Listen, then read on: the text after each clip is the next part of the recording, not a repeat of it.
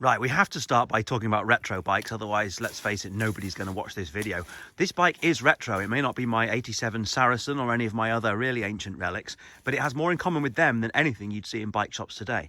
It qualifies as retro because pretty much everything on it, except the XT brakes, is completely obsolete. And you know, would be sneered at in a bike shop today. The wheels are 26-inch, which you really can't buy anymore. It's got a 3x9 transmission. It's got, what else? No dropper post, sort of long stem. So let's take a closer look. The frame is a Pace made of Reynolds 853 steel. I think it dates back to about 2012, so really not that old.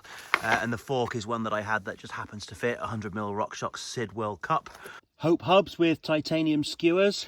And these Stans rims. These would have been the lightest tubeless wheel set pretty much that you could build about 15 years ago. Group set's entirely XT. I don't even know what generation it is because it's not sufficiently vintage that it really interests me, but I do know that it's mechanically absolutely indestructible.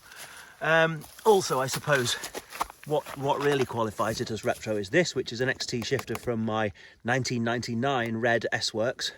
So there you go, it has got some old bits on it. Otherwise, it's just a lot of really high quality bits. All the finishing kit is Hope. Nice Hope bottom bracket in there. Thompson seat post and stem, and a lovely road saddle actually. The tyres are brand new, although obviously old stock. They're really nice and smooth rolling. They make the thing actually feel like a gravel bike. That said, you're at a mechanical disadvantage on a mountain bike on a ride like this, just because the gearing and the wheel size doesn't roll as quickly as a gravel bike will.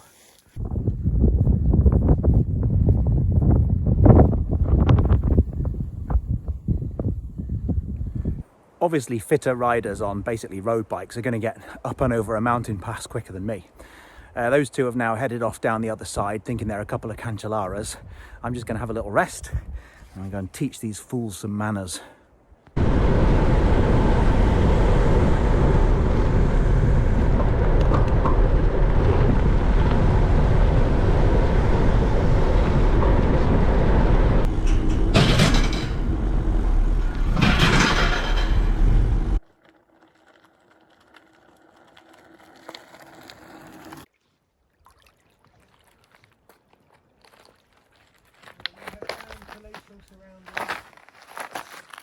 So here's your minimal option, Hilleberg bug net tent with a tarp.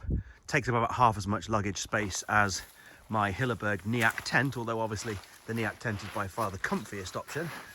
And of course, if you're doing something like a transcontinental race and you are worried about luggage space, then you could just have a bivvy bag like this lunatic.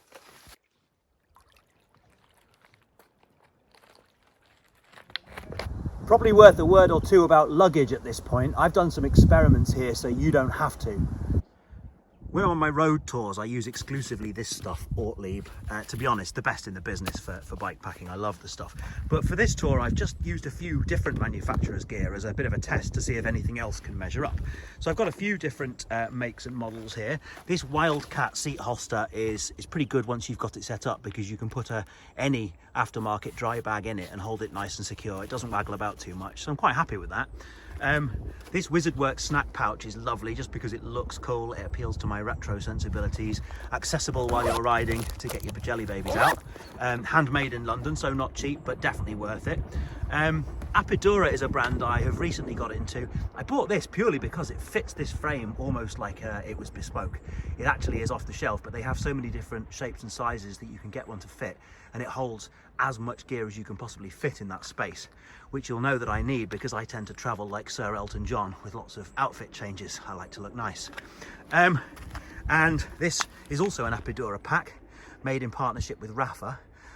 According to the spec, this thing isn't waterproof, which obviously would mean that the Ortlieb one is better. However, I've not really tested this in high rains, and apart from the waterproof issue, it's fine. It holds nice and steady, it doesn't get in the way, and it fits all your clothes. And then, because I'm a mountain biker, I don't mind riding with a backpack. I have brought a full-size tent, which means I need a decent-sized bag here to hold it all. That plus the cooking gear means, of course, there's no room here for bottle cages. So I need something with a water bladder on my back. Now, thankfully, this Low Alpine 25-litre backpack is great because, as you can see, it's nice and breathable at the back, and it'll hold a good 3-litre water container. Also, of course, once you've got a backpack on, then you might as well fill it. So I've brought loads of luxuries, which means I'm having a nice comfy trip.